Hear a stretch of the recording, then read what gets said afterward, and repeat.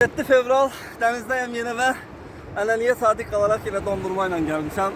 O qədər istedi ki dondurma əriyir. Dostlar, özünüzə vaxt ayırın. Həyat hər nə şəkildə olursa olsun gəlib keçəcək. Problemlər hər zaman olacaq. %100 problemsiz bir həyat mümkün deyil. Ona görə problemləri həll etdikdən sonra deyil, problemlərin paralelində özünüzə vaxt ayırmağa çalışın. Həyatı yaşamağa çalışın. Sağ olun, gününüz xeyirli olsun. Mən dənizə bir dəfə girib çıxmışdım, ancaq Andrey, Rasim, uşaqları gördüm və təkrar gireceğim onlarla birlikdə dənizə. Süperdi. Bəli, bizim kruğu gündən günə toxmaları dövülür. Siz de bizim kruğa qoşulabilirsiniz. Вода, огонь, тема горит. Ощущения ни с чем не сравнимые.